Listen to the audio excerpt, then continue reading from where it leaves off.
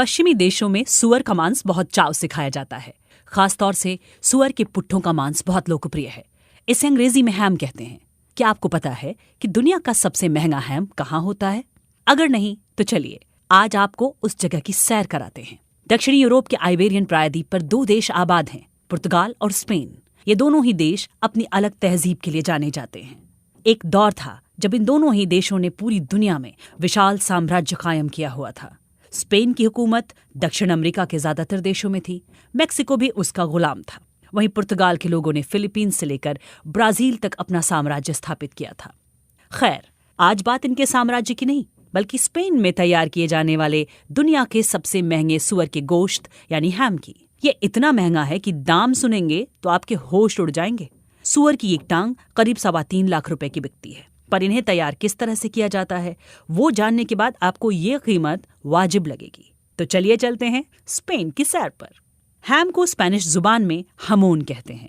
Iberian प्रायद्वीप में पिछले 2000 साल से भी ज्यादा पहले से सुअर का गोश्त बड़े चाव से खाया जाता रहा है। रोम के कवि मार्शल ने 1ली सदी ईस्वी में आज के स्पेन में सुअर का मांस खाने का जिक्र अपनी किताब में किया था। तब से लेकर आज तक स्पेन के ग्रामीण इलाकों में हर जश्न में सुअर की बलि देने का रिवाज है। बलि देने के बाद बाकी गोश्त को तुरंत पकाकर खा लिया जाता है, पर उसके पिछले पैरों और खास तौर से पुट्ठों को रख लिया जाता है। इन्हें सुखाकर ही हैम तैयार होता है।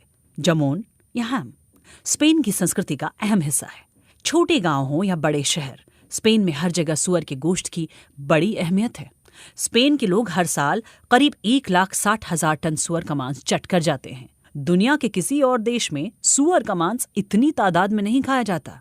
हैम यूं तो हर सुअर के पुट्ठे से तैयार हो सकता है, मगर स्पेन की खास काली नस्ल की सुअरों के हैम को सबसे स्वादिष्ट माना जाता है।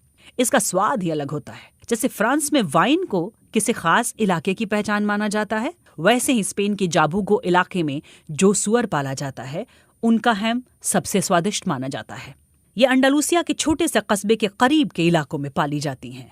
स्पेनिश भाषा में इस खास नस्ल के सुअरों से बने हैम को हमोन आइबेरिको डे बेलोटा के नाम से जाना जाता है। असल में ये इलाका घास के मैदानों वाला है। इसे डेहेसा कहते हैं।